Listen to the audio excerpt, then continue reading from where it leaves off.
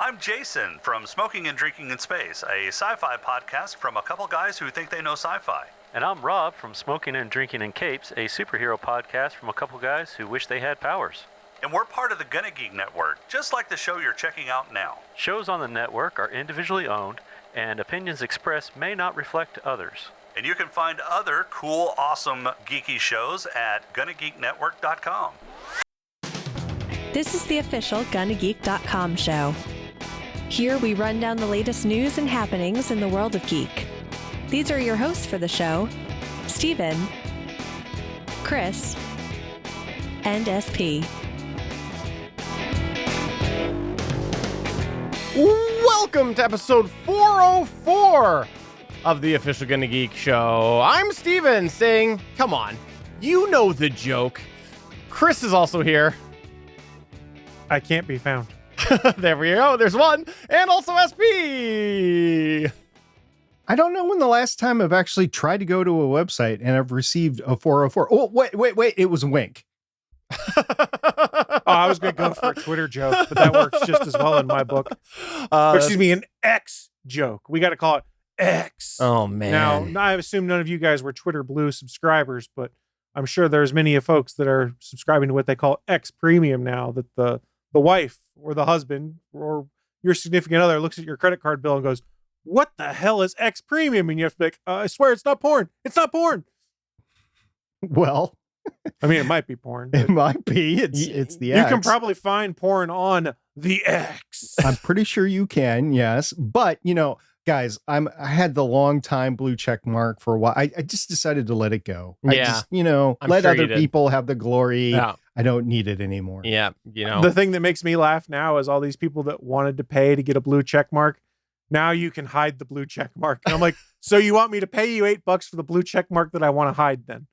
But here's the question, all to do with the X situation. How long until the check mark is a blue or a different colored X instead of the check mark? I'm surprised it's not a different X, just not a check mark in X itself. That's what I'm Why thinking. is it not? Oh, maybe I misunderstood you. I apologize. No, that's what I'm wondering. How long until it changes over to an X? Well, I mean, half the stuff on Twitter still says Twitter anyways. They haven't done a really good job of doing Control F find to replace Twitter with X. And let's be honest here, anyone that's done any kind of development knows that, what's a variable everyone likes to use for simple stuff? X. But maybe in the code now, instead of them using X during coding, they're actually using the word Twitter. I can see that. I can actually see that. I know how we're going to get around this. Just use Twitter everywhere. Well, guys, by the time they get around to changing all this stuff to X, they're going to rebrand to something else anyway. Yeah. I don't know. This is a name he's been wanting to use since he got fired at PayPal. I think we're stuck with this one. Well, we'll see what happens. But hey, if you are on the X website, please come on over to our Discord at GonnaGeek.com/Discord. Let us know what your X handle is, or if you're not on X, where else are you hanging out these days? Because we'd love to know what are some of the other alternatives where if you're not hanging out on X. You can't talk about people being on X. You can now.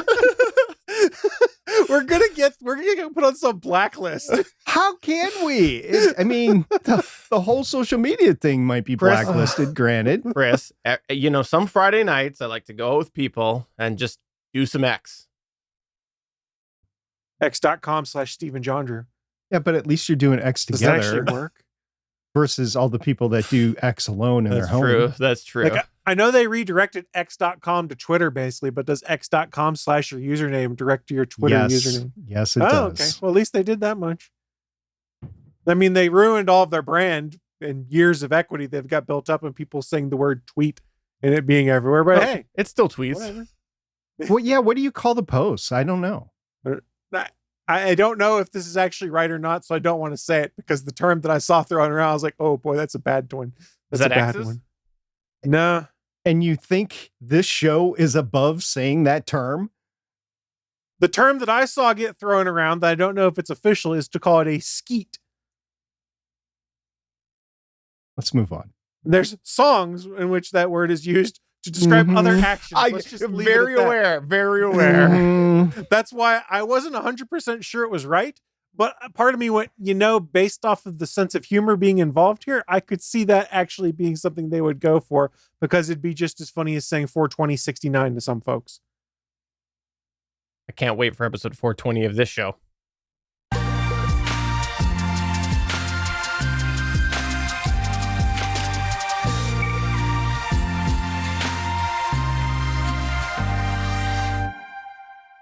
All right, let's start off with some news here that is not coming from the Mac guru, longtime Mac guru SP. It's some Mac news coming from the Chris Farrell, who is also a Mac guru now these days. I don't know about Mac Guru, but I did talk about in this show that it's probably been a little over a year, probably 12 to 16 months ago, I want to say now, that I had bought one of the M1 MacBook Airs because I wanted to experiment and play around a little bit. A lot of that based off of the literature and the articles we'd seen about how well optimized the M1 processor was. And spoiler alert, I've kind of turned it into my audio and video editing device because everything runs super fast on there with minimal battery impacts. So I tend to pay attention a little bit to see, hey, what's going on with the new M whatever processor? And we do have a bunch of devices out there with the M2 processor that were just released in the past few months. But hey, guess what? Apple might be testing now an M3 Mac Mini based off of some developer logs have been uncovered. Mac Rumours reported this based off of Bloomberg's Mark Gurman's reporting. So from what they've seen right now, Apple may be testing an M3 version of the Mac Mini.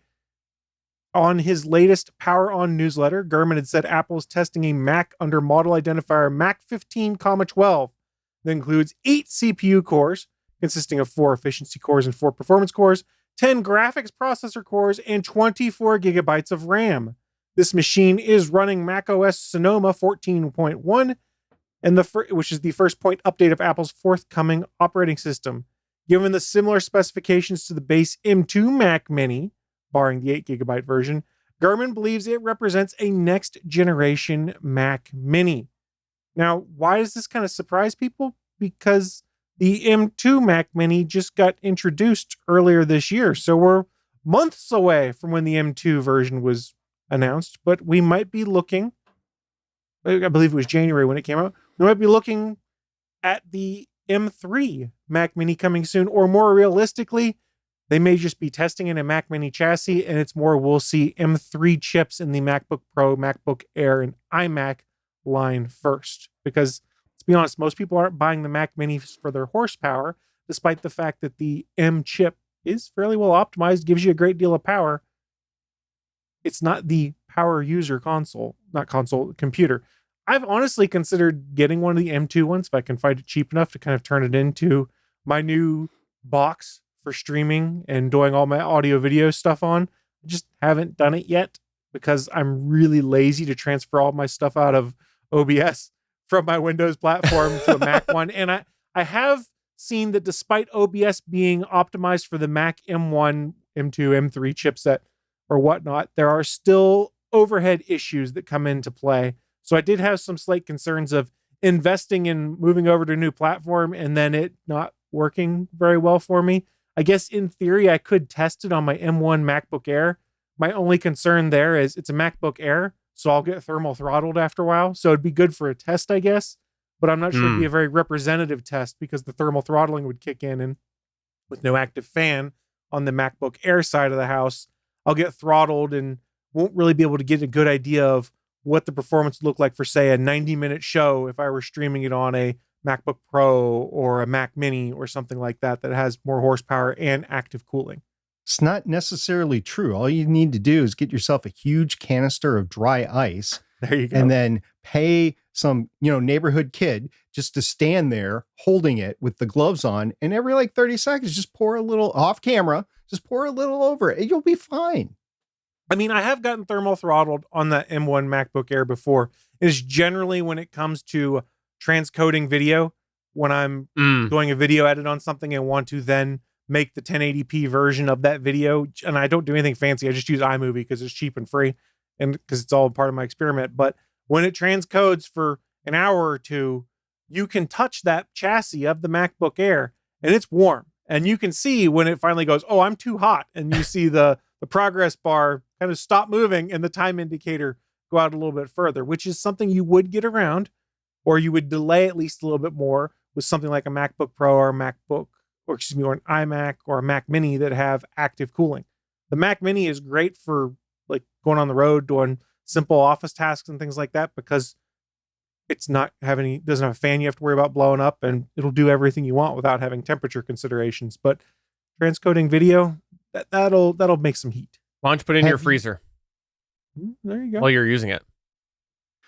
Have you decided or tried DaVinci Resolve on? I've played with it a little bit. I've actually played with that on my on my iPad Pro.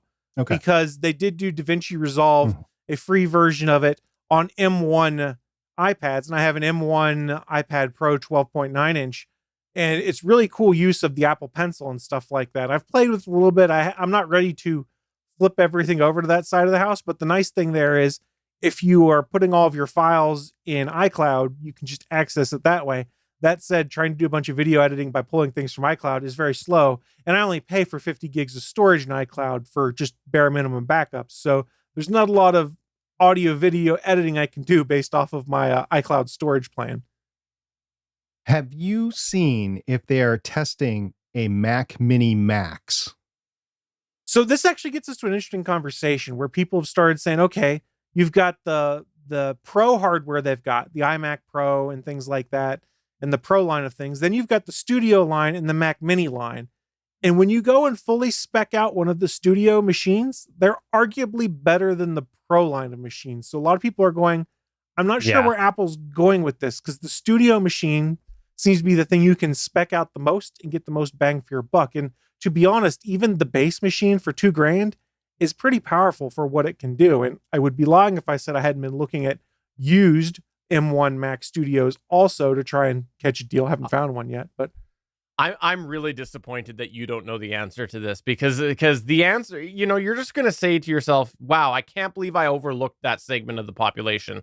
And what it is the Mac Pro is great for people who live in confined spaces, because as you know, a lot of people who live in confined spaces have to put things in rooms that usually you might not want to, like if they don't have a great spot for their computer, it might go in their kitchen. So the Mac Pro looks really great next to their cheese grater. It's just like, it's all about the visual. Well, didn't they take the iMac Pro and basically just put Pro stuff inside the guts of an iMac now, which I would also be concerned about thermal throttling in, despite it having active cooling? So my daughter just moved into a brand new apartment. She's the first person, her and her two friends, is a 3-bedroom apartment, are the first people to live in this brand new building. So I walk in and she did the great job of getting the internet people there the day that we're moving in and everything. I mean, she really was on it. So I'm there trying to hook up the Wi-Fi, because she doesn't know how to hook up Wi-Fi, right? So I'm hooking up the Wi-Fi, Asus mesh system that I bought her a couple of years ago during the pandemic. So we just ported that over, and I am trying to find out where to plug this in. And I see just the first one that I saw, but I see a Ethernet port plug right next to the stove. So literally right there in the kitchen, you can plug in your cheese grater into the internet. Now, as it turns out, there was a total of 9 Ethernet ports, like 2 in each two in each bedroom, 2 in the great room, living room, whatever. It's not really a great room. It's a small living room. And then 1 in the kitchen. And they all home run into her closet. She's in the master bedroom. So home run into the closet. And if I would have known, I would have ordered a switch before she moved in, a 12 port or 16 port switch. And I would have put that sucker in there. But I didn't. And she's only going to be there for 6 months. So after the fact, I'm like, I'm not going to waste $50 in buying the switch to enable all these ports. These girls aren't going to use it anyway. So no, whatever. I'm sure 90% of what they want to do is on the Wi-Fi anyways. I mean, and let's be honest, in most homes today, what are we really hardwiring in besides like our primary PC? As much as I can. Yes. Anything that streams video. That's my answer. But see, I don't even do that. Like almost everything in my house is on Wi-Fi, and I haven't had any issues with that. I stream video content all the time. So, Chris, I do have a question going back to this Mac to ask you. Since you have one, how much time do you spend in your local coffee shop with your MacBook? That requires me going out into places. So not much, though I do take I will take it upstairs with me while I sit in the chair to work on some stuff. And it's become my main machine for productivity things. But the things I've also realized is that most of the things I would do on a laptop, I've kind of migrated over to using my tablet for. So my tablet is kind of like my go-to device when I'm just hanging out doing stuff, unless it's something where I need to do a bunch of typing with an actual keyboard. Because while I can type fairly quickly on a touchscreen, nothing compares to actually having a keyboard in front of you. I'm sorry, Chris. I just can't take you seriously anymore. You're not a true Mac douche until you start working in a coffee shop with your Apple devices. And if you're not an Apple douche, I can't take what you say seriously about the Mac OS. I would just like to point out that it was SP that said that comment, not me. Okay, let's just get that out here right now. Look, I just dabble a little bit. I'm an experimenter. Do a little bit of Mac here, a little bit of Windows there, a little bit of Linux over here where nobody can see. I touch on it all. Okay, I have a question for you because we're talking now about the M3. So here's the question. That means that we're potentially, if they follow the iPhone naming convention, we're only like 7 years away from the 10th version because they'll probably skip the 9th like they did on the iPhone. So do you think that it will be known as the MX processor? Sure, why not? No? Yeah, why not? And they'll collaborate with X and they'll make a Twitter edition and it'll look all fancy and have a Tweety bird on it because they want that nostalgia thing at that point in time. They are going to do whatever they can to disassociate their brand with X. Guys, it won't matter. Twitter/X will be dead in 7 years. I'm surprised it's still alive. It's funny that we think that the world will still be around in 7 years. It'll be nuclear winter in 7 years, and we'll all be doing this podcast from our bunkers, just with Morse code. Hey, wait a minute! I watched The Quiet Place. There are no podcast bunkers because nobody can talk. Okay, fair enough. Morse code. Yes, Chris did say Morse code. He did, which is probably a more interesting version of this show. If someone wants to translate our show into Morse code, like I'll give you $5. That's high reward right there.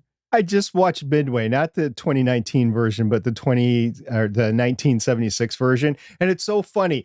So they're doing the signals, the light signals, which is Morse code, back and forth to the ship. Yeah. And this guy with the glasses is looking at the other ship, and he's just reading it out like it's happening real time. I'm sorry, somebody is not flashing that fast. You cannot flash as fast as you can actually read. Sorry, it's not happening. No, it's not.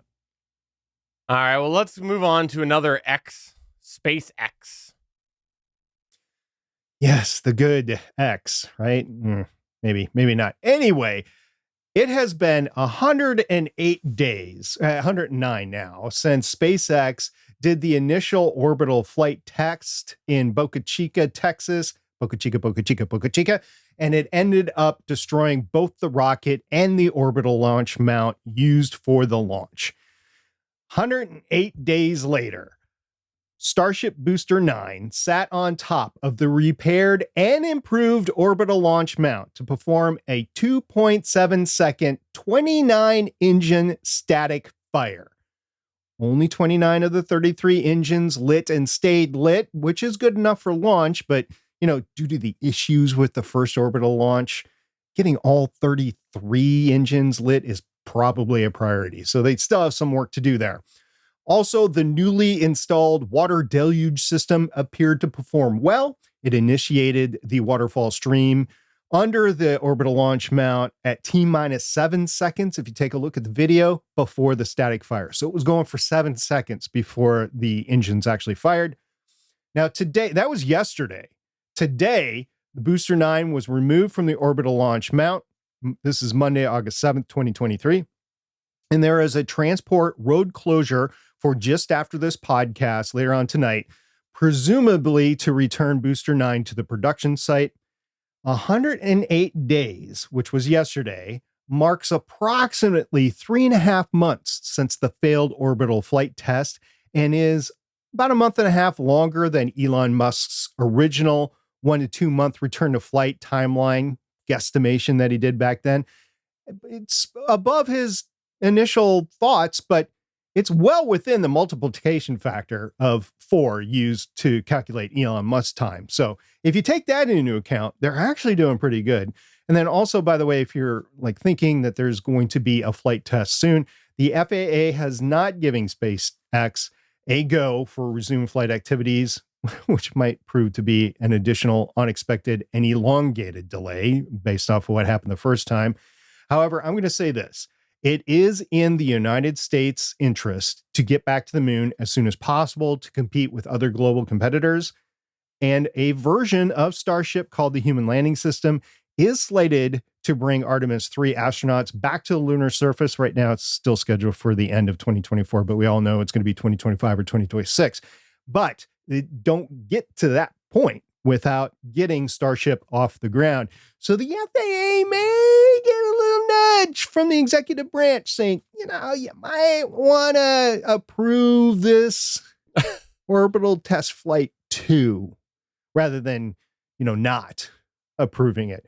So I don't think it's going to be a huge delay. There hasn't been an outcry other than from Texas itself, the residents right around there.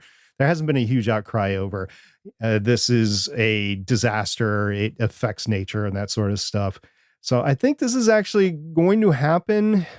Is it going to be within the 4 to 8 months?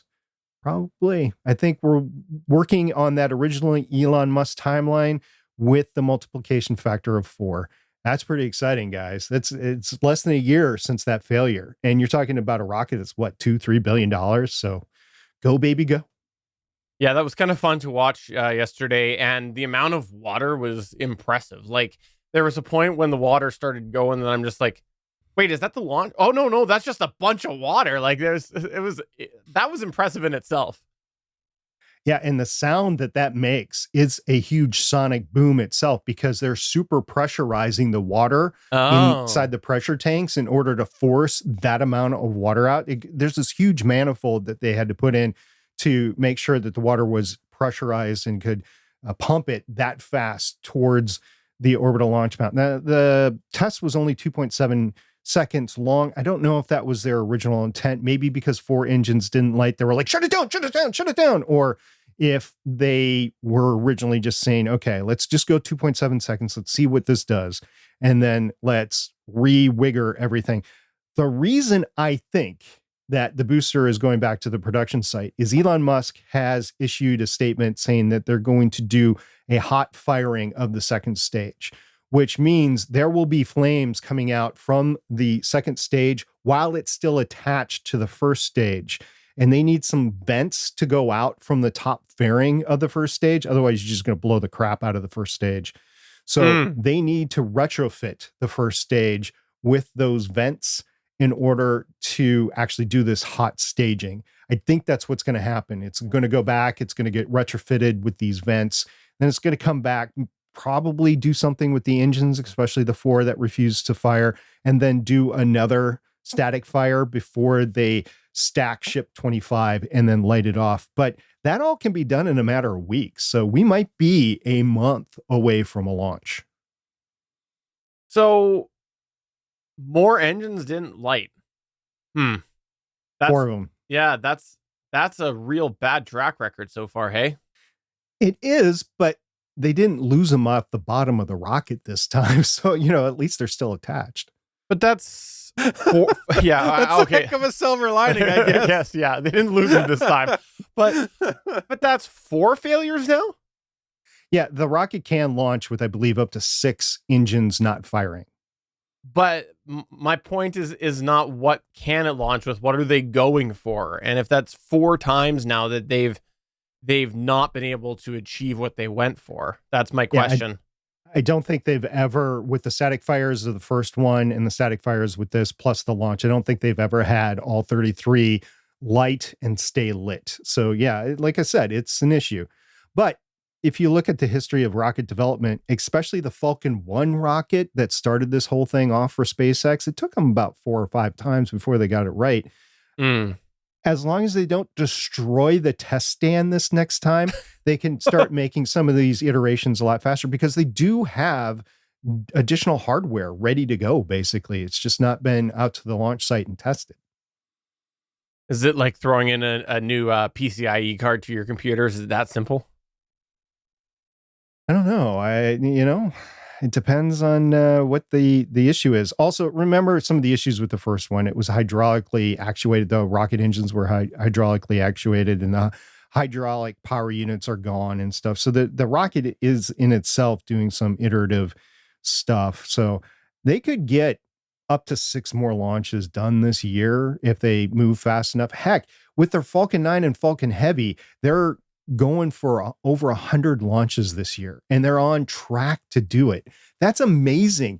That's like, take the next several countries combined and you don't get there. So they do have some experience as a company moving fast. They just need to get this development done a little bit faster.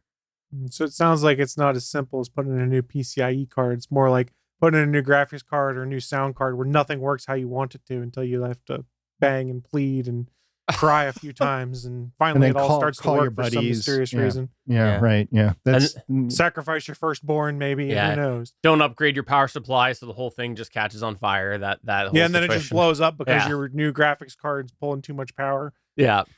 Yeah. Sure. Well, I mean, that's the equivalent of melting down your case, right? All I know is that, it's just disappointing when somebody sets out to say have X amount of engines go and they just don't go. It's just disappointing. See what you did. Going to use X as much as I can tonight. Believe one of your sons watched it and said, "Wow." Said wow. Yeah, it was a passive aggressive wow, but it was a wow. No, just like, why are you making me watch this, Dad? Pretty much. Wow. No, his son was like, I only like Blue Origin launches. Jeez, Dad. Oh, he'd be out of the house if he said that. Moving on to the next news point here. It looks like Philips Hue is maybe getting into cameras. Yes, if you aren't familiar with Philips Hue, they're one of the long-time staples in the smart home world. They were at one point the premier lighting solution, arguable now, but they still are charging premier prices. But they are apparently going to be coming out with some cameras, because HueBlog.com had a post that says that there will be a new line introduced with a door and window sensor, as well as some different cameras. The current rumor is that it will be a Hue camera wired, a Hue camera wired desktop, a Hue camera battery, and a Hue floodlight camera. And Signify, the company that actually owns Philips Hue, said that they have basically confirmed that there will be at least one new camera coming. And the thing that they've said is actually that the cameras will be end-to-end encrypted. End-to-end encryption is not something we see in a lot, actually, of cameras unless it's opt-in. There are some out there. I know Amazon has them. And the thing, though, with the end-to-end encryption is it kind of limits your number of devices that you can have, because in theory, end-to-end encryption comes from one place to another. So the idea of, like, how you have a bunch of smart displays and they show up all of your cameras, well, by definition, I don't think that would be end-to-end encryption, because in theory, you should only have it on one device. But we'll see what happens with this when they come out. It's also worth noting that Signify also owns the Wiz brand, which is interesting because, the Wiz brand has cheaper products. As in cheese? And they also have a camera on the market as well. But yeah, I thought that was interesting that Philips Hue might be having cameras, and I have some speculation about this. It's because probably the majority of mainstream consumers aren't willing to spend Philips Hue pricing and are going with the cheaper solutions, and so now they're looking to really reuse that name in another way. That's my theory on it. I mean, but even when it comes to cameras, those prices are kind of high in comparison to some of their contemporaries that are charging roughly similar prices. And then let alone when you get into people that are undercutting prices like Wise. Now, granted, you have to also anticipate, will Wise exist in 3 years?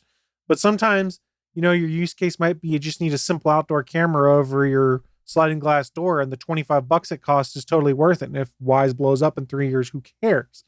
Like, I'm looking at the prices here, and this is roughly analogous to what you'd see with Ring cams and Nest cams and stuff like that. So then the real question becomes, why do I want to buy into their ecosystem? If I'm already invested in Philips Hue, maybe, but I would assume these cameras aren't reliant on you having a Philips Hue hub in your house for smart home stuff, because then they're really pigeonholing themselves into a smaller subset of people that would want to purchase these things.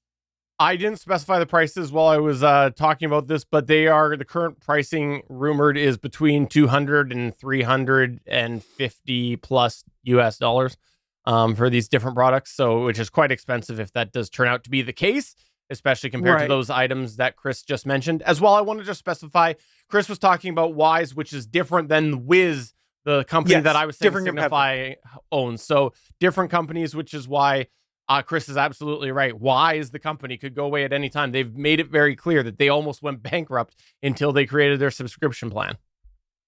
I mean, looking at their prices, like the floodlight camera, 382 USD, 349 euros. Like, you can buy the Google Nest version for 279. I think the Ring version is similar. You can buy other competing products from Ocker, I think it was, I can't remember the one it is, but there's a few other ones out there. You can get one that's pan tilt zoom that is that same price, that's arguably potentially better. So I don't know why their price point would be compelling unless it's got some cool way it would integrate into your Hue setup. But even most of these other cameras you can pull into, say, Google Home or things like that. Like my Google Home app, I can control the camera on my back porch.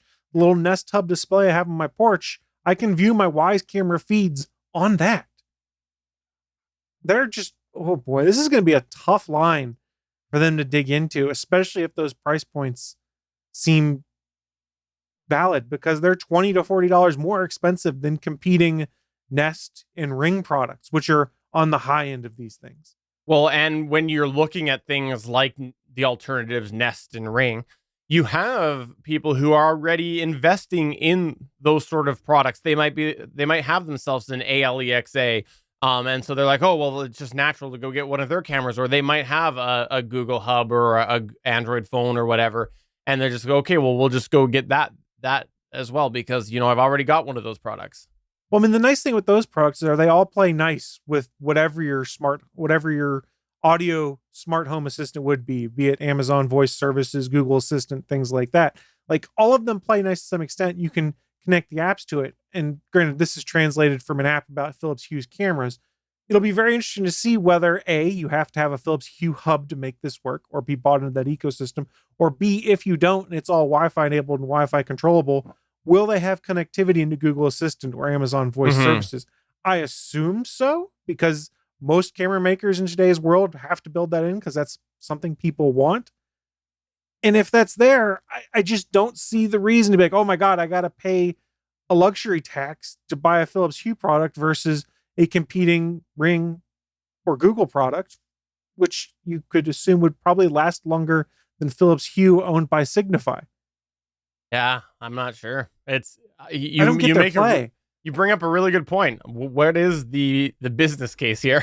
Like, I'm all for competition, but I don't think they're competition. They've priced themselves out of it.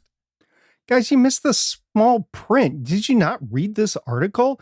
These cameras link directly into the Big Brother network. Oh. So, first of all, you get all the Amazon Big Brother Sidewalk, you mean? camera. You get all the Big Brother feeds for free. Plus, then your house can automatically be part of the Big Brother network, and you can start competing for the prize money yourself. You're talking about the Big Brother TV show now. Then is that what we're talking about? That's what I'm talking about. Okay. Well, actually, that's cooler than Amazon Sidewalk, Big Brother Network. So yeah, I'm all in. Okay, I'm paying.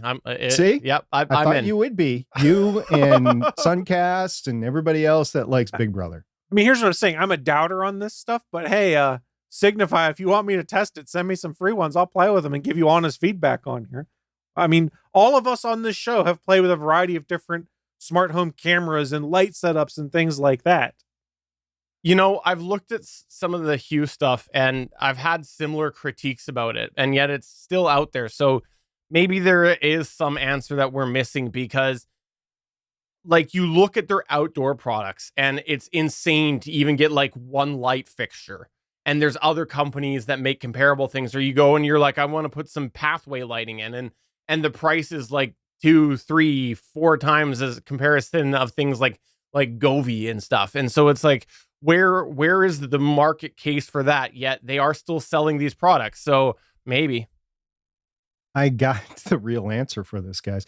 It's all those people that bought into the Philips Hue hub that refused to move off of the Philips Hue hub. And there's like, we got them now. We'll sell them overpriced cameras to help pay for the fact that nobody's buying our crap anymore. It could be. It could be, because once people are in something, they do sometimes gravitate to what they know. So there's an interesting comment. I pulled up the source article you were looking at on The Verge, and I read the comments, which is a problem sometimes. But there's a user in there that actually brings up a good point, who's a bit more knowledgeable than I, but what he's saying makes sense. Is folks were talking about whether it would require the Philips Hue hub to send video through or to process that. And they said, I wouldn't count on Hue's cameras using the Hue bridge. It only supports the Zigbee protocol, which as far as I know is limited to 250 kilobytes per second at max. Not really fast enough for good streaming video from a smart home camera. So arguably, we're probably talking about something that connects over Wi-Fi. It's probably not going to be something that connects over Matter or Thread, because I don't think video over Matter was something that was in the 1.0 spec or whatever that's out there. I think that's something they were still talking about. So it's got to be Wi-Fi. A camera connected to threads.net. Different thread, but well done. Well, I guess we'll see what happens. But yeah, you're it's probably just a right. Wi-Fi It's probably camera. Wi-Fi. It's a Wi-Fi camera from a different competitor that it will arguably work with Apple's HomeKit Secure. So if you use HomeKit for stuff, that's a cool differentiating point. I'm not sure if the Nest products and the Ring products do that. Maybe that's a differentiating point where people might want to do it, but I'm not in that, so I don't really care. I guess we'll see. We will find out. Where is the Hue camera that is rated for the bathroom so I can install it to look at my bathtub and then I can send you guys a video? Well, just get a Wisecam, which is rated for indoor outdoor, and just slap it up on the wall. And you can get a 1080p feed out of that. But what if I have a Philips Hue hub? I would need a Hue camera for that. We were just saying it doesn't work with the hub, it sounds like. I'm so That's confused. not what I heard. My brain hurts. I know. Well, we look For- forward to SP's bathroom camera and the update then. spbathcam.com. Someone buy it right now. Probably already exist. I'm afraid to look, to be honest. I'm not going to. All right. Well, quickly in the extra, SP kind of segued us into Threads nicely. Hey, guess what? The latest report that has numbers from August 1st is indicating that apparently Threads has dropped like 80% of its active user base. We talked about this last episode, but as of August 1st, SimilarWeb is saying that active users has cratered all the way down from 49 million down to 9.6 million. Not surprising. I have to say, I've been super disappointed with the lack of rollout on Threads. They had a really big opportunity. They had a lot of people waiting and giving it a little bit of time to have these features rolled out. And there's basically been nothing since they launched. And so I think they're missing the boat. They are missing the boat here as far as possible changes that could have made people stick around. And we'll see. And, you know, in the end, who cares? I still like Mastodon better than Threads, but given what I've seen, as far as finding other people and big possible consumer adoption, Threads is beyond anything else over recent months of people trying to look for a Twitter-like service. It's just not even close as far as actually being able to easily search for somebody that and having had them there at one point. So, you know, they've definitely missed out here. Their lack of speed in updating things is to their detriment. Now, I understand some of their thought there is they don't want to roll out a half-baked product. But what have we got since? Yeah, I mean that's true. But I think they're afraid of launching something or putting something out there that's broken and doesn't work right. Because remember how much everyone dunked on Twitter when they would do their hardcore coding changes and roll out something that didn't work quite right and then would eventually fix it? I think Threads went to the opposite extreme, which is we don't want to do that because we don't want to get that look of, oh, we're rolling out broken stuff. And they're going way too slow. I mean, what have we got? We got a filter at the top so I can change it to my following feed that sort of narrows it down to people I'm following on Threads. I still don't have a web version of it. And isn't that Mac only? That No, I think changed? it's on Android. Oh, is it now? Okay, I think knew it's on originally Android. it was only on Mac. But I did opt into the Threads beta on Android, so maybe it's only in the beta on Android. I'm not sure. So that could be the case. So they need to roll more stuff out if you want to get the audience back or to keep users coming in. The fact that it's hooked into Instagram and everybody seems to be on Instagram, which is something I've never gotten, but I'm just showing my age there, kind of continues to make Threads relevant, which is if more of these things go in there, it becomes more not user focused. One is the right term I'm looking for. Starts to have more of those features that users are looking for, then they potentially flock back, because part of what made Threads so attractive and part of what's made all these other alternatives so attractive for a temporary time period is people wanted to not be on Twitter. They wanted to find an alternative that would suit them better. And the problem still is your audience, the friends that you've made there, haven't all necessarily migrated to all these other platforms. I've got 2 litmus tests that I really need to have the service pass before I really use it. And one, Albert in the chat just nails it. He says, I won't really have a use for Threads until it gets a web interface. Yeah, I think I'm squarely in that boat too. I go into it when I can, but the litmus test number 2 is that not only does it need a web interface, but I need to be able to tunnel into it and get to it via work. And I don't have the say over that. There's a whole IT department that has a say over that and whole approval process. That said, there's some sites out there that I'm surprised that I can get to at work, like Pinecast. I can get to Pinecast at work, which is my one of my podcast media host providers. I'm like, I've never been able to get to like Libsyn at work. Wow, this is huge to be able to get to it, but I can't get to Threads from work. So if I can't get to Threads from work, I'm never going to use it because I'm there for 8 to 10 hours a day. Okay, but on that second one, like, and to be honest, I hate to use this, but that's a you problem, right? Like as far as you and your employer go. But here's my question for you on that. And I'm not chirping here. I'm legitimately saying, how long do you think your Twitter access is really going to last when it changes over to X and the other things that are and that's partly because of, you know, the thing we were talking about earlier, but also the fact that it's been very clear Elon's taking it another direction. He wants to, and anybody who thinks it's going to remain being just Twitter, like, is out to lunch. And all of a sudden, like, let's say they throw a financial feature in there or something. How much longer do you think your work's going to really allow that? And so then, like, does that still weigh into your litmus test if suddenly Twitter is no longer even accessible for you? Well, no, it's still a litmus test. It just then Twitter doesn't meet that litmus test. But I will say that right now, unless something dramatically changes, which I'm expecting at some point, but it's not happened yet, I foresee, because of the amount of official accounts on X still, I see that as continuing as being able to access from work, for me at least. And yes, you're talking about a me problem, yeah, I will admit it. I mean, not everybody gets to have the honor of leaving their phone in their car when they go to work. I mean, yeah, I can't bring my phone into work and I have to access outside sites through a very degraded web interface. And yeah, some of the stuff that I can get to is amazing. And some of the stuff is like, yeah, okay, I knew I wouldn't be able to get there. So if X turns into that, I'm not going to be able to access from work. Okay, then I'm not going to be able to access it from work. It's the same way across the board with all social media. I can't get to Mastodon. I can't get there. I can't get to Blue Sky. I can't get to Threads. All the new cool tools out there I can't get to. People use Facebook for my work. You can't get to eBay for my work, so you can't sell stuff from your desk. But you can get to GonnaGeek? I can get to GonnaGeek. I have not tried to get into the back end. Have you tried to get to Mastodon? Mastodon, not Mastodon, like my instance. Yeah, I've tried. And you can't? No, I can't. Oh, that's going to be a new domain thing. So what you're saying is I need to throw an instance of Mastodon on the GonnaGeek site for you. Is that what you're saying? Well, no, they'll just shut it down at that point. They'll shut down that web page. I won't be able to get to that web page. Okay, so I'm going to throw an instance on Better Podcasting so you can't access that either.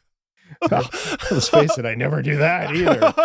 It's not true. I do it every week, but Yeah, it'll be interesting to see how long that lasts. Like for me at my workplace, like no social media is basically accessible, and not personal email or anything. Like they got that all blocked down. So for me that's a non-factor. But for you, I know you really, really, really want to see those X videos at work. everybody wants to see the X videos at work. And yes, I do know that there's really XXX videos on the X, but I don't go there. That would get me fired, and I don't want to get fired. All right. Well, Threads, yeah, took a big dive. That's the moral of the story here. Well, let's go and quickly do a little bit of an update about some things that have been happening in our worlds in recent.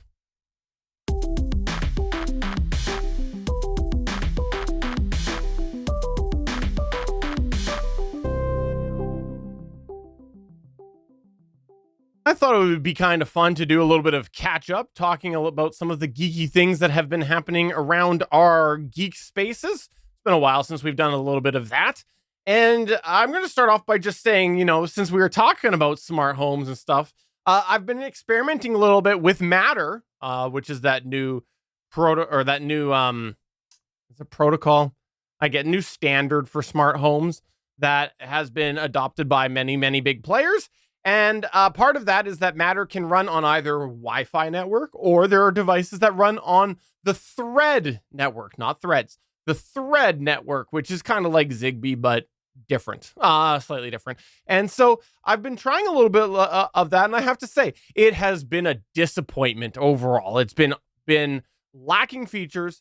It's been not great. And the thread aspect, I'm literally got a package of stuff here that I'm sending back because I'm done with it for a while.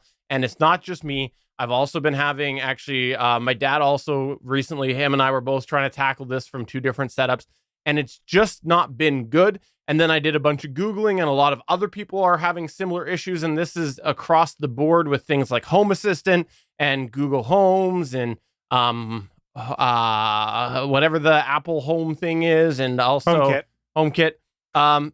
Although technically not HomeKit for the Matter version, but so then also there's the ALEXA one as well. But it looks very inconsistent out there with Thread. And the prices on the Thread stuff's quite expensive compared to Wi-Fi stuff. And from just playing around with some of this stuff, I question how much Thread is really in Matter's future. I think that I question Matter's future, if I'm being totally honest, because I think version 1 Me too. Yeah, version 1's been a disaster. They've also, I think, launched it in different ways. For example, I have a couple of CASA, which is TP-Link, CASA Wi-Fi plugs that have energy monitoring. Well, the Matter spec doesn't apparently have energy monitoring in it right now, even though these products are out there. So I question that, but I also think the Thread is so expensive right now, and I don't know how much it's going to drop compared to Wi-Fi stuff. I suspect that if Matter does actually continue through and take off and everything, I wonder if Thread will just sort of be kind of like Zigbee and Z-Wave are now, where it's like, it's a certain very niche market that does that. Everything else is using Wi-Fi. I think you're 100% right in that thought. And I think the thing that we're going to think of Matter for isn't necessarily anything other than I can make it so that devices that only work on my Apple stuff will work with the rest of my ecosystem or something like that. I think that's just the TLDR of Matter for most of us right now. And even at this point in time, like, I haven't had any need to use any of this stuff on Matter. The simplest thing I got was, I think they made it so that my Samsung Hub would better work with my Google Home devices and things like that. And I think I did the bare minimum of doing the connectivity of that again. Yeah. But that already worked over Wi-Fi. So all that changed for me is they're probably working over Matter versus over Wi-Fi. I haven't noticed any change in my smart home ecosystem as this rolled out. And you don't hear the big manufacturers talking about Matter near as much now that it's out. Yeah. It was the big thing to talk about. Now it's like, oh yeah, it just works. And the other thing that, like, from experimenting with Matter, I ran into some issues trying to get devices paired. And this was Wi-Fi devices. They were very unhappy and actually my dad ran into the same thing when the plugs were a little bit far away from the access point, but not in an area that was poor signal. We just had to move them closer to our access points for them to actually pair properly. We both independently had this happen, 2 different network setups. Do you run mesh or do you run just regular Wi-Fi network? Because so he has a Orbi mesh network. I have a Unify network that has the different access points around the house. so that's sometimes where these devices have problems is when you try and connect them on a mesh network, they get all confused and discombobulated because it sees the same network name 6 different times over with name changes that we can't see, but it's slightly different. And that could very well be. But the other thing that I want to say, though, that is positive, though, about Matter is when it did work, what was really nice is at least from the Android app, I was able to just go in and have it take the Wi-Fi credentials and it did it all itself. So I didn't have to enter those in, which was nice. But overall, pretty disappointed with that all around, and kind of disappointed with what I'm seeing. And yeah, pretty much ready to give up on Thread for now. I did have a little bit of success pairing it to my Nest Hub 2nd gen. SmartThings was a mixed bag as far as success goes.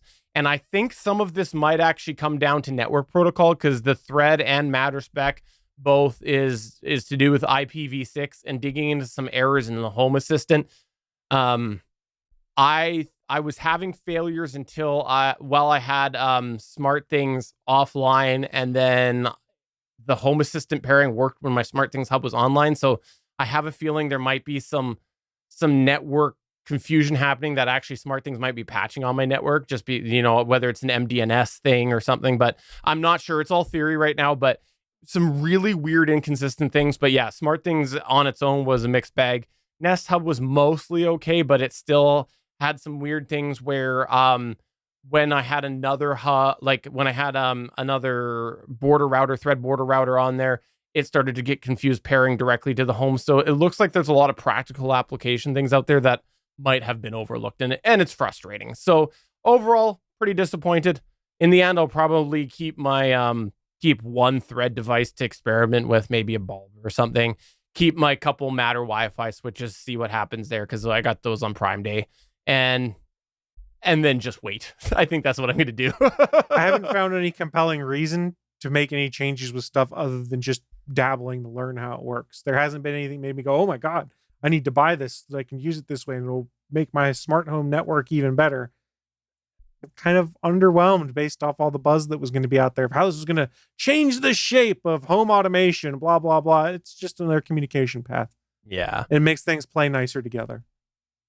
I think that as we go into the Wi-Fi 6E and above infrastructures, that these walled gardens of smart devices and networks are going to go away.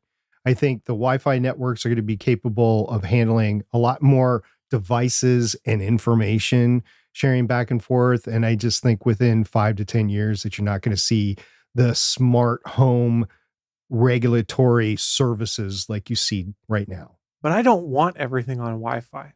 Wi-Fi is congested enough. Even if I have Wi-Fi 6E and stuff like that, and my network has the bandwidth to support anything. I like the fact that, all of my SmartThings stuff operates on a different network, different frequency than my Wi-Fi. So it's all off doing its own thing. So what you're saying is you're the same sort of whiner that is on a Wink network that doesn't want to change because this is what I always use and this is what I like. No. Here's the difference. My solution works for now. Well, one of the things that I actually agree with SP. I think most of the stuff's going to go to Wi-Fi. I think that it's cheap. I think it's inexpensive. That's why it's going to go there. Yeah. But the question is, should it all go to Wi-Fi? Well, exactly. But here's the thing that they've got a big problem with right now that they have to fix it with the Wi-Fi is the fact that I don't know what the actual figure is, but it's that the majority of these cheap Wi-Fi devices have issues with merged networks. So where it's your 2.4 and your 5 gigahertz together, and the Wi-Fi 6 spec says that they're supposed to be together, and most of these devices have issues, and you can just search the internet and you got lots of people who they have issues pairing, and then they make a post online, and most of the time the issue ends up being, we'll temporarily disable your 5 gigahertz because they're stupid devices that can't figure it out for some reason. So I think that's got to be patched. And the whole walled garden thing, that's what Matter's supposed to do. It's supposed to stop the walled garden. Now, again, I have huge doubts at the moment. You said patched. These devices, once you buy them, are often never patched. I mean, Yeah. wasn't it Linus that ran into that issue when he was trying to put a bunch of smart switches into his house and found out that he needed a certain driver for it, which they'd done an update, but he couldn't go and get it directly. Patched was the wrong word. I mean fixed in future iterations. So yeah, Right. no, patched Like is the a wrong Nick word. Fury eye patch. The other thing I just want to quickly throw out here, because I've been binging it the last few days. I started to for the first time ever watch The Office. So I made it through season 1, and then I started to go into season 2. And you know what I had to do? I had to put pause on that to binge the final season of Jack Ryan, because I couldn't do John Krasinski in that role after having only really, watched him in Jack Ryan. So I'm just about finished that. I've got 1.5 more episodes left of Jack Ryan, and then I'll continue on The Office. But I wanted to throw that out there because I couldn't do the two simultaneously.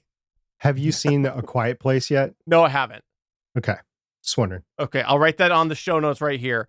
Quiet Place. SP says to watch. There. Now I've typed it out so all the audio listeners can hear it as well as the video listeners watch me staring at the dock typing. Oh my. Great entertainment. Very entertaining. I'm riveted. Is he in it? That's more. Yeah. That's Oh, more. I didn't know matter of that. fact, He's the male He lead. produced not Oh. only that, but he produces the series. Oh, I don't know much about it other Yeah, than you it's mentioning like it. his Tom Cruise Mission Impossible thing. Oh, sweet. Okay, so that explains why they ended Jack Ryan. Okay, gotcha. No, that was just because of this. Oh, For Emily, those on audio, making they're, a money they're both gesture. in it. I didn't realize they were both in it. Okay. Yeah, it's a family affair. Okay, well, now I gotta watch this. Maybe The Office will have to wait. It's only 2 movies. You got plenty of time after that. Oh, is it movies? I thought it was a series. It's 2 movies. Oh, there you Well, go. it's going to be a series. Yeah. Well, now I'm all disappointed. All right, let's go on to what you've got going on, Chris. So some simple stuff is I was real excited for the fact that Babylon 5, a sci-fi series from the mid-90s that arguably helped set up a lot of serialized entertainment we see today, was getting a Blu-ray release coming up in December. J. Michael Straczynski, the creator of the show, was talking about it. I think it's retailing for like $100 some odd bucks. It'll probably go a little bit cheaper. And I was going to pick that up until I caught on sale. I want to say on Vudu, or it might have been a Fanflix sale, the entire remastered B5 digital copy on Vudu for $49.99. So I went and bought all of that, and I'm going to do, because I haven't done it in a couple of years, another rewatch of Babylon 5, which is one of my favorite sci-fi shows of all time. And I'm cautiously optimistic to see how well the HD remaster works for it, because if you bought the DVD sets of Babylon 5, you saw that it was not so great for some stuff. So for those who aren't aware, they filmed the show in 16:9. The special effects were done in 4:3 with the thought that they could go back in later and do 16:9 if they wanted to. Well, when they did the DVD cut, they had all of the live footage in 16:9. They didn't remaster the 4:3, so all they did was hack off the top and bottom of it and stretch it to 16:9. So the special effects for Babylon 5 are very rough on the DVD release. Supposedly this is fixed in the Blu-ray HD release, but everything is 4:3 aspect ratio in order to do that, which is fine. You're not going to miss a ton that way. But I love the show. I'm looking forward to rewatching it. One of my favorite of all time. I'm also really excited that they have an animated direct-to-DVD movie coming out, I think at the end of this month, where the remaining cast has returned to reprise their voice roles, and they then recast the roles of those that have sadly passed away, because that show got hit really hard by a lot of cast passing away. It was all the asbestos they used on the space station. Yeah, there we go. So that was one of the things. Next thing, I wanted a random tangent question for you, since you're Yes. talking about releases.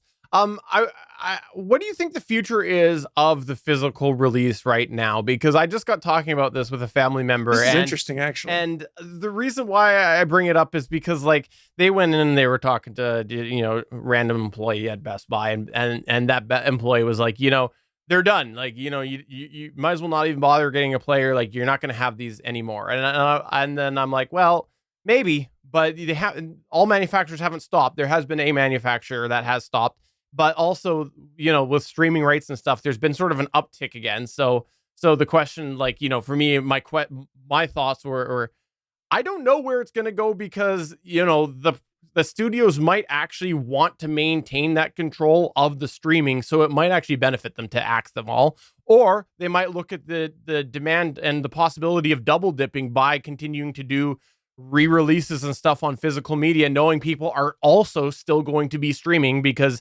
most people will still have some form of streaming service. So double dipping. So it's an interesting thought, and I've actually seen some news articles popping up about it. And I want to say a few of them were talking about that in certain regions, Disney's no longer going to be doing physical releases for some of their movies. I think they were saying Australia, Guardians of the Galaxy Volume 3 is going to be the last of the Disney new releases that came out in a physical property out there, because you can either buy it digitally, which is just a license, as we've talked about before, or subscribe to their streaming, not streaming platform. I think that we're probably going to see physical media become a niche thing, and you'll start seeing limited releases of things. That's the problem. We talked about it with Star Trek Prodigy and things like that, where they pulled Prodigy off of Paramount Plus in the span of 7 days. And we couldn't get the second half of Prodigy until a week ago. I think it finally hit the streaming service for people that had purchased digital licenses for it. And we're going to run into a problem now where it's, okay, I really liked random movie X that came out in the year 2024, but there was never a physical release for it. And we took it off, and the company that had it said it didn't make enough money. They didn't sell it digitally, and they didn't put out a physical copy. How do I get it? Yo-ho, sail the 7 seas. That's the only way you're going to be able to get it, which is not the right answer. And I'm not saying that you should do that, but that's what it's going to start turning into, is these things that don't do well in a theater. The only way you'll be able to see the light of day with them is pirating them, probably. Well, and I think you can look back to even the VHS era and see that is what happened. Like the Disney Vault. I don't know about you, Chris, but when I was growing up, most people that I knew had at least one Disney vaulted movie that was a copy with a handwritten label. Oh, sure. Like everybody had at least one movie or more, because that was the only way that somebody could have the same movie that they saw at their friend's house, because it was no longer available for purchase. So here's the thing, though. You are far less likely to get sued for making a copy of your friend's video or recording off of ABC the movie that you wanted to see when they finally showed it than you are if you go and download a digital rip of a movie that arguably is not available anywhere, because the copyright holder still retains the rights to it, and they can slap you with a lawsuit after that. Yeah, I saw Star Wars A New Hope probably close to 300 times off of a recording the first time it was on CBS. Oh, yeah. See, that's taking it way back. Yeah, I still have the VHS. I'm afraid to play it because I think the freaking tape's going to disintegrate. But yeah, I still have it, and I watched it, but I don't need to watch it anymore. And I can't remember if it was the original version or if it was some sort of edited or updated version. I know it wasn't even the first time it was on TV. The first time it was on TV, I think it was on Fox, and I just missed it. And we didn't have a VHS player, but we had a VHS player when the CBS version, and there was like a half an hour before and a half an hour behind it. And then just little breaks that gave you snippets of the fandom, like people that had watched it in theaters 500 times or had garages full of toys and memorabilia. And this is before collecting really was a huge thing too. It was like, wow, you have all that stuff, and merchandising took off from there. But yeah, the early 80s were definitely a different time for all this. As far as Babylon 5 goes, Chris, to get you back on track here, I had been watching it on Roku while I worked out. And for those that don't know, I haven't been able to do that in a couple of weeks because I broke my foot. But I had been watching it on Roku, which was okay for me. I mean, that's how it originally aired, was on TV. So yes, I was like, it was okay. But here's the problem with the Roku streaming service. It's a free channel, right? They put the commercial breaks wherever they want to. You could be in the middle of a scene. Yeah, you could be in the middle of a scene, and all of a sudden, boom, you're like, what happened? And like, I'm half paying attention because I'm working out. I've never seen the series before, so I'm just kind of passively trying to watch to take it in. And then all of a sudden, this is a commercial. I'm like, argh. And then if I'm forced to look at the TV as I'm doing some set or I'm on the elliptical for a while, there's no fast forwarding through these things. It is literally 3 to 5 minutes of these commercials. So while you were talking and you mentioned the streaming version was $50, I bought it on Vudu. So thank you. That's the way to do it. It's a great show. I really enjoyed it. You didn't buy it on Vudu. You bought a license. You bought a license. You licensed it on Vudu. That's fair. I mean, because I was the one who was caught by Brian Prodigy on Prime and like getting halfway through Prodigy, which turned out, Chris, I'll eat crow here. It was a good series halfway through. And then I'm like, but I can't play the next one. It said, series not available or episode not available. I'm like, you just Prime. They just dropped a trailer for the new season of Prodigy, which we don't know where it's going to be. So I'm very confused as to what's going on with that. Neither here nor there. But what we are getting into, going back to Steven's question, is if you remember in the 80s and 90s, specifically in the pro wrestling world, there was a lot of what people called tape trading, which is I'd record these shows on VHS. I'd go to a convention. I would trade tapes with people. That's what we're going to get back to with a bunch of this content. And let's be honest, if you go to a comic convention, there's always that shady dude that has a booth somewhere that's selling a bunch of TV or DVD rips of old TV shows that aren't available anywhere. That's what's going to start happening is you're going to go to the Comic-Con and go to the shady booth in the corner and be like, hey, I missed Star Trek Prodigy. It's not streaming anywhere. You got it? And they'll be like, yeah, $20. And you go, okay. And that's how you'll get these things. Guys, at the beginning of The Matrix, where that guy with the girl with the rabbit comes to the door, right? They weren't getting a program. They were actually, just trying to get the black market Babylon 5. Right. So, all right. So other stuff I'm getting into because I've been killing it here on time. I apologize. So they announced a Spider-Man 2 PlayStation 5 bundle. I picked one up in pre-order. And then this last weekend, the PlayStation 4 went on sale, PlayStation 5 went on sale. And I went, what the hell? And more of these rumors have popped up about a PlayStation 5 Slim coming soon. So I'm kind of the mind I'm going to cancel my pre-order and just wait until the PS5 Slim or a regular PlayStation price cut comes into play, because while I like the Spider-Man edition of the PS5, it's $600. Yes, it comes with the game, but it's $600. And I could have just bought a PlayStation 5 this weekend for $450, then bought the game myself for $60 and still saved $80+. So I'm kind of thinking of holding off on that, and more so because I think I'd rather have the PS5 Slim that takes up less space in my entertainment center, because the PlayStation 5 is a monster-sized device, and I don't really want to have the giant-sized device there if I can get around it.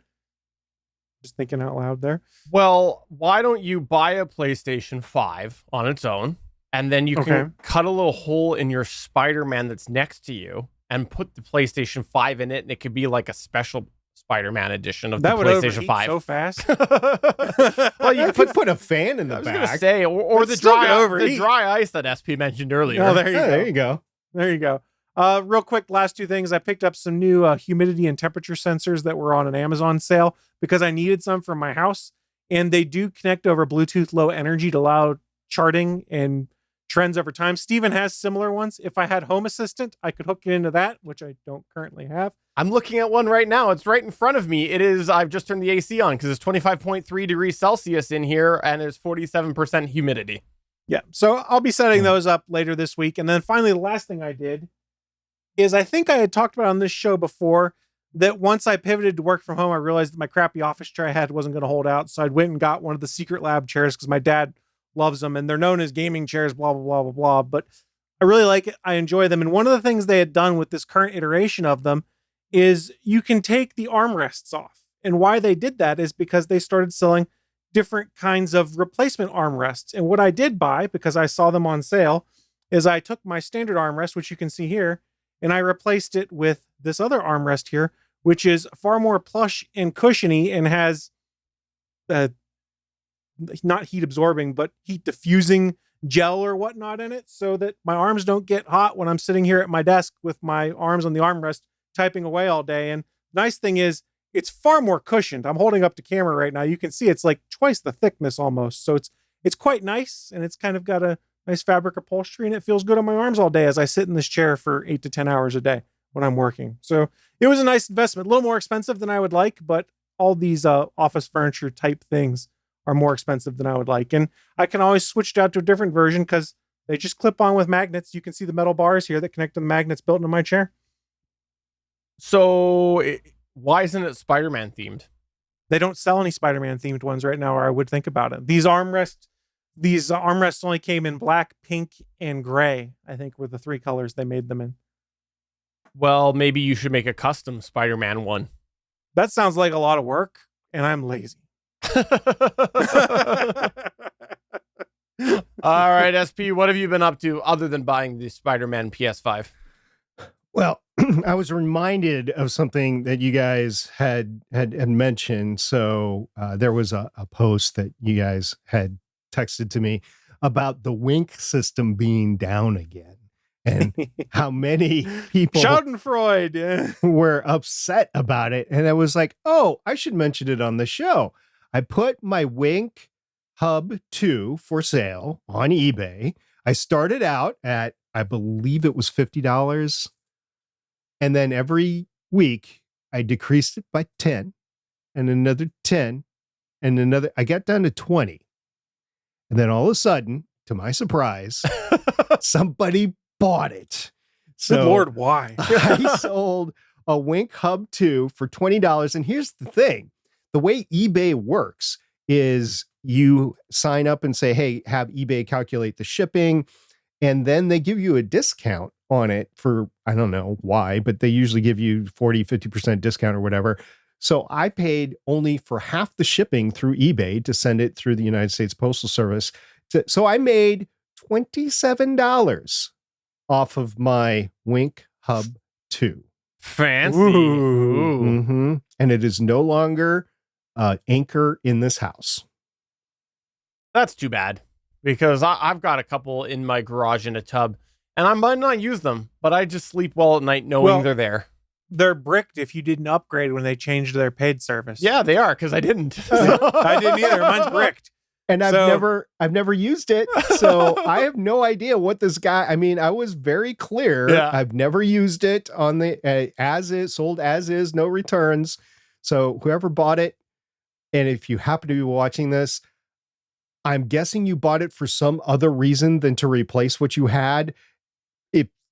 Either way, I'd like to know why you bought it. So at one point, somebody was there used to be discussion about being able to potentially repurpose a radio in there, but I don't think that ever happened.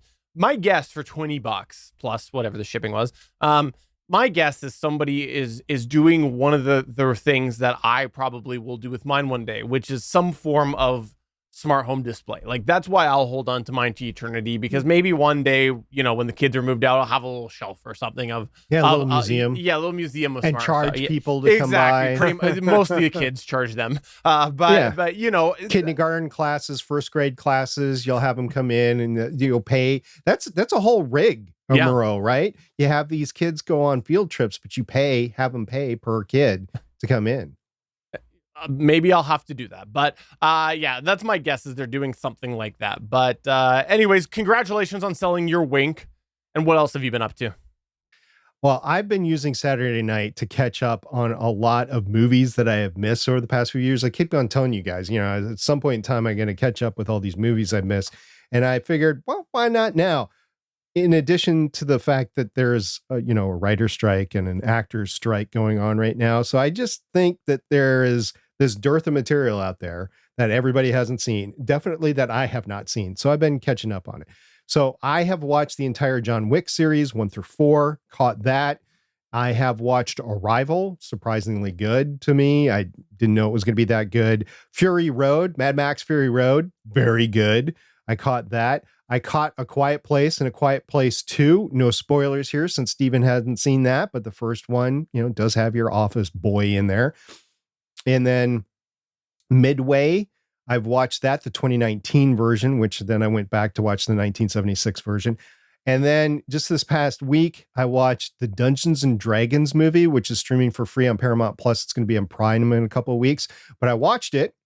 So that's it. And then I decided to go one step further this week, and I watched the Super Mario Brothers movie at 3 times speed. It's Oh, the only really? way I can Oh, get wow. Three through it. times? Why 3 times? I watched it just first time a week ago. I think it's worth a 1-time speed.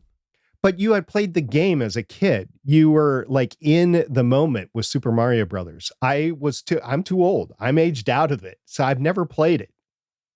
I think that you missed out.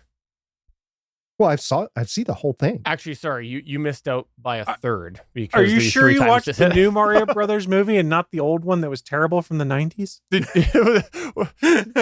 the one with Chris Evans in it. Yeah, Okay. it's the one I watched. Chris Evans? Chris Pratt. Thank you. They're Don't- all the don't- same to don't him. He miss- sees us Chris's as all the same. It's just a Marvel Chris. Yeah, there's so many of them. I don't know. I thought it was an okay movie. I thought haven't seen it yet myself. Yeah, it was worth a watch. That's all. My that's all life I'll is say. complete having seen it and having seen it at 3 times speed. Yes. Fair enough. One thing that I know at least 2 of us watched this week. Actually, all 3 of us did. All 3 of us did. Was we all this past week watched the Strange New World musical episode. I don't think have to talk about I don't think we're this? gonna get into it, but I should acknowledge it because we're running late on time. But there's differing opinions in our Discord, mostly me being different than everybody else, and I stand behind it. And anyways, It all depends on if you like musicals. If you like musicals, you have a lot of fun with it. If you're ambivalent or don't care about musicals, you can honestly skip this episode and be fine. disagree because on both factors actually. Because number 1, I disagree because I like musicals and I did not like the episode. Number 2, that's one of my biggest issues with it is that you can't skip the episode because no, you It's all can't. filler. Nope. No. It's not because they've resolved a couple of big character plots in it, and that's one of the biggest Oh, thorns please. in my That'll be on side. previously on next week. You'll be fine. Fair enough. If you want to watch it previously on, fair enough. Thank you, Battlestar Galactica. I stand with Steven, by the way. I haven't just been that vocal on the Discord, but I said what I had to say about it, and that's all I had to say about that. I mean, it's no Buffy musical. That's still the top tier for television show musicals for me. But I like musicals. I like time loop stories. I like gitch, whatever you want to call this, niche. I like that sort of stuff. This just not my track. And Steven, I will tell you this, since you mentioned it, I think the episode style would have worked tremendously in Lower Decks versus Strange New World. I could see that being that style of working in Lower Decks, yeah, and I think that's one of the things. Okay, we said we weren't going to get into it, but I'll say the last thing that I will say on the subject right now is I think that's one of the things that bugs me is because 2 weeks ago they had a perfect off the rails type episode with the Lower Decks crossover. Like it was so good. That should have been the crazy one of the season. And because they kind of had that the previous season as well with the whole what the hell is that movie that everybody references? Anyways, the where Freaky Spock Friday. Friday episode. Yeah, they had that one happen. So How can you not remember an epic Lindsay Lohan film? which was actually No, a remake of It's another remake. one. Yeah, I was gonna I say. like the Lindsay Lohan version. But in any case, they had one the previous season. It worked, and then to have 2 this bugs me as well. But I'm glad others have enjoyed it. Personally, by far my least favorite Strange New World episode, and one of my least favorite Star Trek episodes. it's not like I'm going to be clamoring to go rewatch it. I saw it once, and that's fine enough for me. But I it's think fine. one of the additional things, last thing I'll say about it, is that it is in the penultimate slot for the season. It's like it might have worked better earlier on, might have resonated with fans like you and me, Steven, if it was separated from the finale a little bit more. But last thing I'll say about it. But we'd love to know your thoughts. Come on over to our Discord. There's a lot of people who are enjoying it. And you can come on over, a lot of chat in our spoiler channel. You can check that out at GonnaGeek.com/Discord. And Chris Farrell, I believe he said that he now has a new Klingon costume in his closet now after that past episode. I don't even have a single Klingon costume, nor do I speak Klingon. All right, little trivia from the episode. I know that was the last time, but since you went Klingon, did you notice the set? Did you notice what the set was from? It looked like it was filmed in front of a large TV screen that looked very cheap. That's what I thought it was from. It was the hull of the ship from Picard. Of course it was. Makes sense. You mean the Enterprise? No, the Serentia. Oh, La Serena. Serena, yeah. Well, there you go. Good fun fact. So that's going to go ahead and wrap it up for episode number 404 of the official GonnaGeek Show. I'm Steven saying I literally almost watched the Lower Decks episode to bleach my brain after this week. I'm SP saying those old scientists would have been great. And this is the last time you'll see us on the GonnaGeek Show. Just go watch Babylon 5. That's what I say. I will put that on my list. Hi, everybody. Bye.